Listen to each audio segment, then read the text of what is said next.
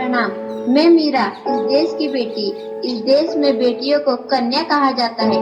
उसे लक्ष्मी, सरस्वती, माँ दुर्गा के रूप में देखा जाता है और नवरात्रा के दिनों में तो साक्षात उसे घर घर में पूजा जाता है। फिर क्या हो गया कि आज वह अपने अस्तित्व की लड़ाई लड़ रही है। वह अपने जीवन की भीख मांग रही है। अरे, बेटी तो हर घर की शान है, उसी से घर में रोशनी है। बेटी तो घरों को जोड़ती है। तो आइए, बेटियों के सम्मान में हम एक नाटक प्रस्तुत करने जा रहे हैं, जिसका शीर्षक है बेटी बचाओ बेटी पढ़ाओ। मीरा, ओ मीरा, तुमने मुन्ना को कहीं देखा क्या? पता नहीं सुबह सुबह कहाँ चला गया। अभी उसने कुछ खाया भी नहीं, दूध भी नहीं पिया और स्कूल जाने की तैयारी भी तो करनी है। नहीं माँ, मैंने तो मुन्ना को नहीं देखा।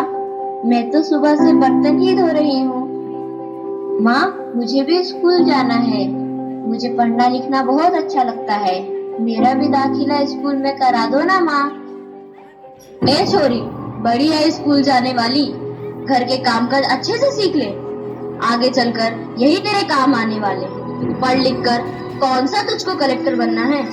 जल्दी जल्दी बर्तन साफ कर। माँ जी, मीरा को भी स्कूल में दाखिला दिला दीजिए ना, उसे भी पढ़ना लिखना जरूरी है।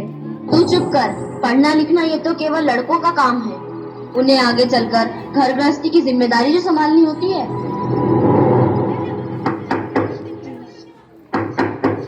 अरे, क्या हो रहा है?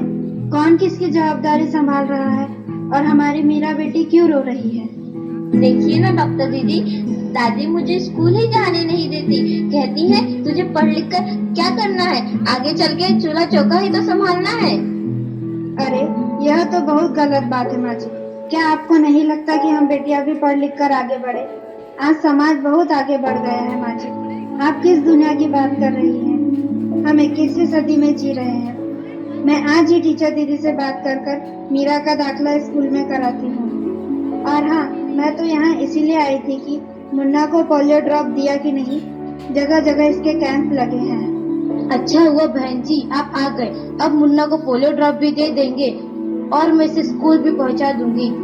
अच्छा मीरा, अब तुम रोना नहीं, तुम जरूर स्कूल जाओगी और एक दिन पढ़ लिख कर मेरी तरह बहुत अच्छी डॉक्टर बनोगी। ठीक है बेटा?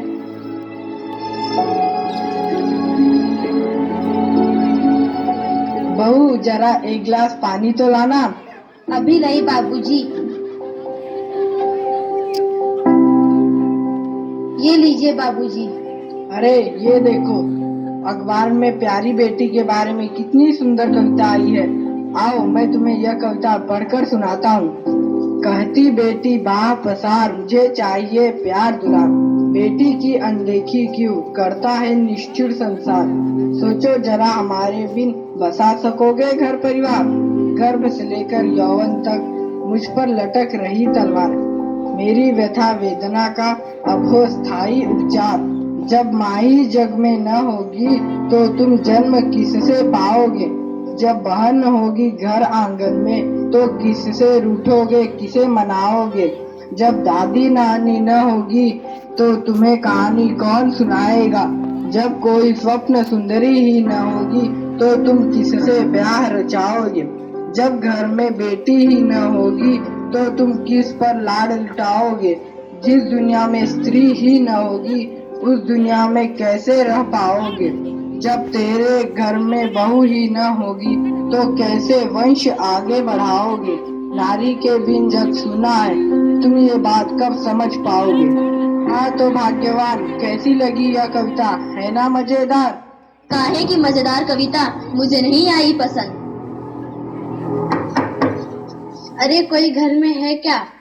आइए आइए टीचर दीदी, हम आप ही का इंतजार कर रहे थे। हाँ, जरा मैं कुछ दिनों के लिए बाहर चली गई थी, इसलिए यहाँ नहीं आ पाई। डॉक्टर बहन जी कह रही थी आपने मीरा का अभी तक दाखिला नहीं कराया। ये तो बहुत होनहार छात्रा है, हमेशा अच्छे अंक लेकर उत्तीर्ण होती है। हाँ, मैं भी तो यही चाहती हूँ कि मीरा स्कूल जाए, खूब पढ़े, पर मेरी यहाँ सुनता कौन है।